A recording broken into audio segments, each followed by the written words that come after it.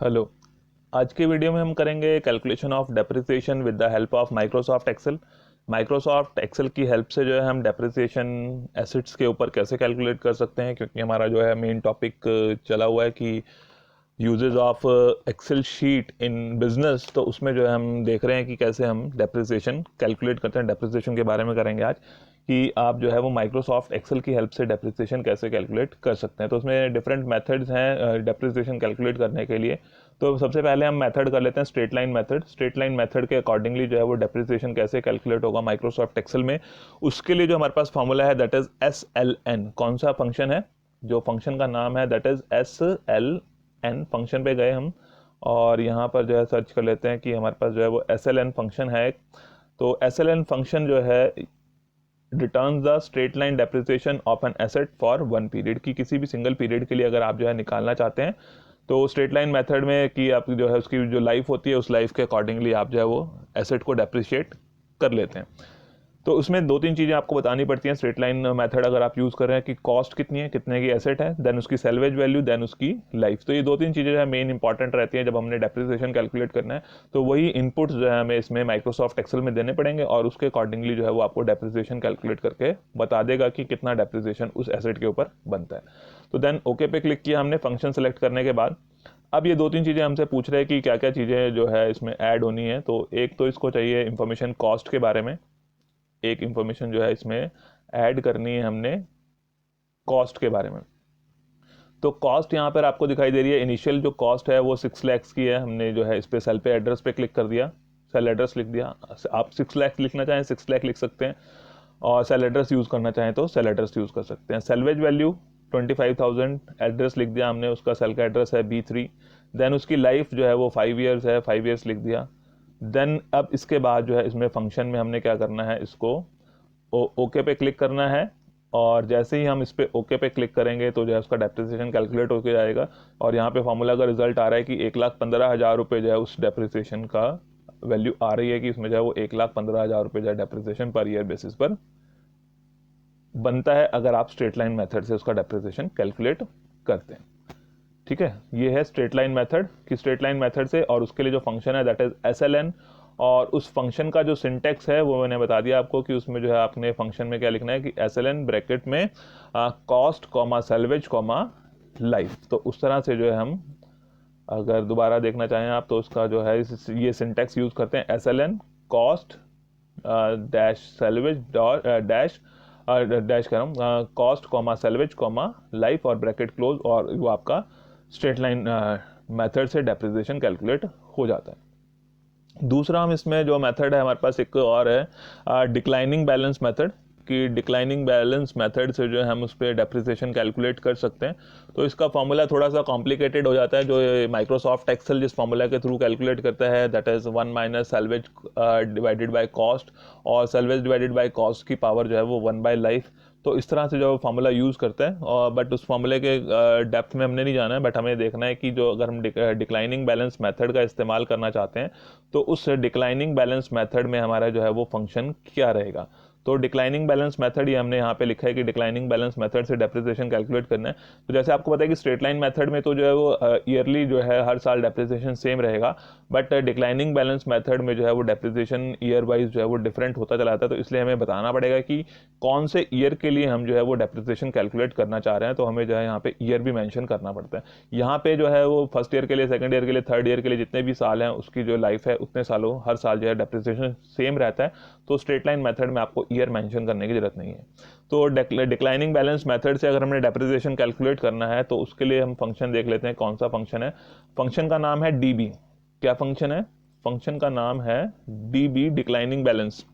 Function का नाम है DB डिक्लाइनिंग बैलेंस। और इस डिक्लाइनिंग बैलेंस में क्या है कि जो इसका सिंटेक्स है that is cost salvage life period and month, कि आप जो है वो कॉस्ट बताएंगे कि उसकी कॉस्ट कितनी है, सेल्वेज वैल्यू कितनी है और उस एसेट की लाइफ कितनी है, एंड पीरियड में आप बताएंगे कि कौन से पीरियड के लिए, यानी कि कौन से ईयर के लिए आप निकाल रहे हैं, फर्स्ट ईयर के लिए, सेकंड ईयर के लिए, थर्ड ईयर के लिए, फोर्थ ईयर के लिए। एंड मंथ का मतलब है कि फर्स्ट ईयर में जो है वो इस एसेट को आपने जो है वो कितने मंथ्स यूज़ किया है। तो वो फर्स्ट ईयर में अगर जो है हो सकता है कि आपने 6 मंथ्स, 3 मंथ्स, 4 मंथ्स, कितने मंथ्स यूज़ किया है, उसके अकॉर्डिंगली वो आप मंथ मेंशन करेंगे कि कितने मंथ्स के लिए आपने उस एसेट को यूज़ किया है। तो ओके कर लेते हैं। देन ये फंक्शन विजार्ड हमारे पास ओपन हो गया। इस फंक्शन विजार्ड के में जो है हम वैल्यूज़ जो है एसेट्स के बारे में इंफॉर्मेशन जो है वो ऐड कर देते हैं। कॉस्ट के बारे में हमें पता है कि कॉस्ट जो है that is 6 lakh. Salvage value आ गई हमारी B3 में है। लाइफ के बारे में B4 में है। देन पीरियड, पीरियड अब हम क्या करेंगे यहाँ पे सेल एड्रेस, जैसे मैंने बताया था कि हमें जो है जब हमने फंक्शन का इस्तेमाल करना है तो हमें इस चीज़ का ध्यान रखना है कि उस फॉर्मूला को हम जो है वो आगे फर्दर कॉपी पेस्ट कर सकें। तो हमने जो है या तो यहाँ पे हम इसकी वैल्यू लिख देते हैं, बट अगर हमने यहाँ पे सेल एड्रेस लिखा है तो इस सेल एड्रेस को जो है, क्योंकि ये रिलेटिव रेफरेंसिंग है, अगर इसको कॉपी पेस्ट करेंगे तो ये सेल एड्रेस चेंज हो जाएगा। बट हम नहीं चाहते हैं कि ये जो है सेल एड्रेस चेंज हो, क्योंकि अगर हम इसको सेल एड्रेस को चेंज कर देंगे उसकी रिलेटिव पोजीशन के अकॉर्डिंगली तो हमारी कैलकुलेशन जो है वो डिफरेंट हो जाएंगी। तो इसलिए हम जो है इन सेल एड्रेसेस को फिक्स कर देते हैं। फिक्स करने के लिए जैसे मैंने बताया था कि आपको जो है वो इनके आगे डॉलर्स के साइन फिक्स करने पड़ते हैं, तो हमने जो है वो डॉलर्स के साइन फिक्स कर दिए कॉस्ट के आगे भी। देन उसकी सेल्वेज वैल्यू है, उसकी सेल्वेज वैल्यू के आगे भी, और उसकी जो लाइफ है वो भी जो है वो फिक्स ही रहनी है, इसके लिए भी हमने जो है वो सेल एड्रेस फिक्स कर दिया। देन पीरियड, पीरियड जो है क्योंकि उसका फर्स्ट ईयर सेकंड ईयर हमने यहाँ पे लिखा हुआ है और ईयर वाइज जो है हम उसकी कैलकुलेशन करना चाह रहे हैं कि ईयर वाइज जो है वो कितना कितना डेप्रिसिएशन उसका बनेगा, तो इसलिए हमने क्या किया कि यहाँ पर जो है वो ईयर की जो है वो सेल रेफरेंस यूज़ की है। बट ईयर की जो सेल रेफरेंस हम यहाँ पर ले रहे हैं दैट इज़ रिलेटिव रेफरेंसिंग, कि वो उसकी रिलेटिव पोजीशन के अकॉर्डिंगली जो है वो चेंज होती चली जाएगी।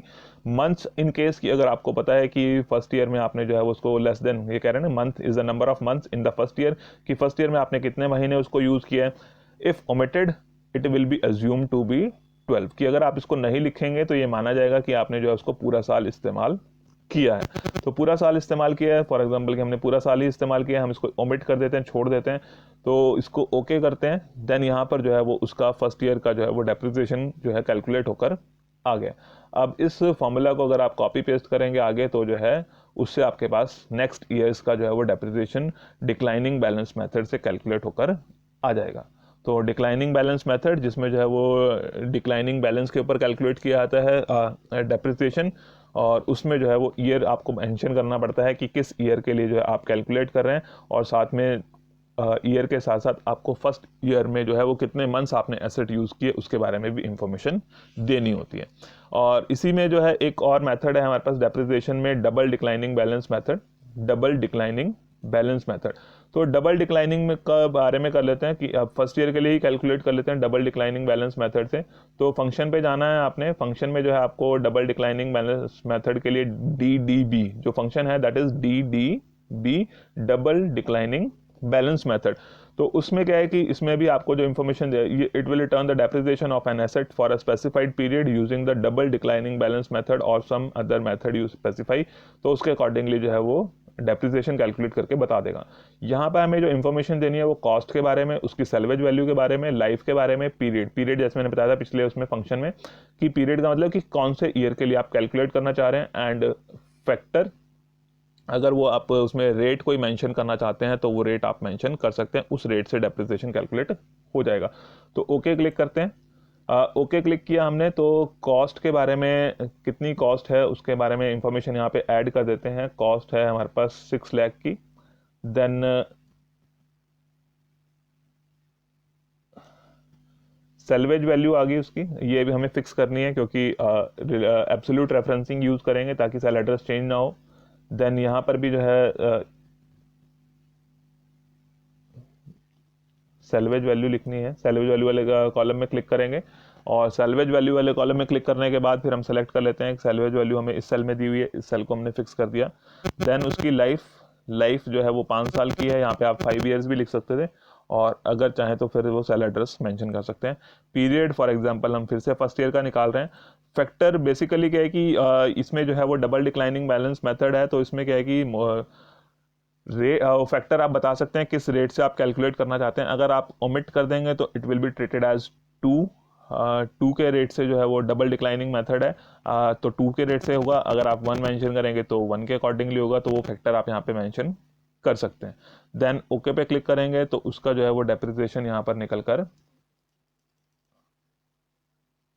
आ जाएगा। तो इसके हिसाब से जो है वो 2,40,000 जो है वो इसका डेप्रिसिएशन जो है वो फर्स्ट ईयर का बनता है। डबल डिक्लाइनिंग बैलेंस मेथड के अकॉर्डिंगली जो है वो 2,40,000 जो है वो इसका डेप्रिसिएशन जो है वो बन रहा है। और अगर हम इसको कॉपी पेस्ट करते हैं तो नेक्स्ट फर्दर ईयर्स के लिए जो है इसका डेप्रिसिएशन कैलकुलेट किया जा सकता है। और एक और मेथड है हमारे पास यहाँ पर, straight line sum of digits method. Sum of digits method जिसको आपने सम ऑफ ईयर डिजिट्स जिसको आपने यूज़ किया होगा जब आपने फाइनेंशियल अकाउंटिंग में पढ़ा होगा, तो उसके अकॉर्डिंगली भी देख लेते हैं कि उसमें क्या क्या क्राइटेरिया है, उसमें क्या क्या इन्फॉर्मेशन देनी होती है और उससे कैसे जो है वो डेप्रिसिएशन हमारा कैलकुलेट हो सकता है। तो फॉर एग्जांपल कि हम जो है वो इस सेल में ले लेते हैं, हमने कैलकुलेट करना है depreciation sum of years digit method. तो उसके लिए जो फंक्शन है दैट इज SYD, उसके लिए जो फंक्शन है दैट इज SYD। तो यहाँ पर सर्च किया, ये हमारा SYD फंक्शन, इसमें कॉस्ट बतानी है, सेल्वेज बतानी है, लाइफ बतानी है और परसेंटेज बतानी है कि उसका जो है वो किस परसेंटेज से जो है आप उस पर डेप्रिसिएशन कैलकुलेट करना चाहते हैं। PER का मतलब परसेंटेज नहीं, पीरियड है कि किस पीरियड के लिए जो है आप वो डेप्रिसिएशन कैलकुलेट करना चाह रहे हैं। तो कॉस्ट आ गई हमारी, जैसे इसमें फंक्शन में दिया हुआ था, यहाँ पर कॉस्ट आ गई है 6 लाख की। देन सेल्वेज वैल्यू आ गई उसकी 25,000। देन लाइफ 5 ईयर्स, और जो उसका पीरियड है जैसे मैंने पहले बताया था कि पीरियड हमने यहाँ से मेंशन करना है। तो फॉर एग्जांपल कि हम यहाँ कह रहे हैं कि उसका पीरियड जो है वो 1 ले लेते हैं हम, पीरियड हमने लिख दिया यहाँ पे 1। तो फर्स्ट ईयर के लिए अगर हमने कैलकुलेट करना है सम ऑफ ईयर्स डिजिट मेथड से, तो इस तरह से हम उसमें इनपुट्स डाल देंगे और ओके पे क्लिक करेंगे तो आप देख रहे हैं कि यहाँ पर जो है उसका डेप्रिसिएशन जो है वो कैलकुलेट होकर आ गया है सम ऑफ ईयर्स डिजिट मेथड से। तो इसमें जो है क्योंकि हमने 1 लिखा था तो फर्स्ट ईयर का आ गया, जब आप इसमें 2, 3, 4 लिख देंगे तो second year, third year, fourth year, fifth year का आ जाएगा। तो अगर फॉर एग्जांपल कि यहाँ पे मैंने लिख लिया है 1, 2, 3, यहाँ पे मैं लिख देता हूँ 1, 2, 3, 4, 5 ईयर्स की लाइफ है, तो 5 ईयर के कैलकुलेट करना है। तो यहाँ पे इसको फॉर्मूला को कैसे एडिट करना है, फंक्शन को कैसे एडिट करना है, जिस फंक्शन को एडिट करना है उस फंक्शन पे आप या तो डबल क्लिक करते हैं, जैसे मैंने पहले बताया हुआ आपको कि आप उस पर क्लिक करेंगे, या फिर जो है यहाँ पे फंक्शन बार में जाके आप जो है उस फॉर्मूला को एडिट कर सकते हैं। तो यहाँ पे हम डबल क्लिक करते हैं, जैसे आप डबल क्लिक करते हैं तो हमने यहाँ पे जो है वो लिखा था इसका पीरियड 1, तो पीरियड 1 की जगह हम यहाँ पे सेल एड्रेस यूज़ कर लेते हैं ताकि इस फॉर्मूला को कॉपी पेस्ट किया जा सके। तो सेल एड्रेस जो है वो इसका D2 आ रहा है, तो D2 हमने लिख दिया और उसके बाद एंटर प्रेस किया तो ये फर्स्ट ईयर का आ गया। और इस फॉर्मूला को अगर हम कॉपी पेस्ट करेंगे तो हमारे पास जो है वो 5th ईयर्स के लिए जो है डेप्रिसिएशन कैलकुलेट होकर आ जाएगा। This is sum of years digit method. तो ये 3-4 तरह के डेप्रिसिएशन के मेथड्स हैं जिनका हम यूज़ कर सकते हैं और माइक्रोसॉफ्ट एक्सेल की हेल्प से जो है अपने एसेट के डेप्रिसिएशन को कैलकुलेट कर सकते हैं।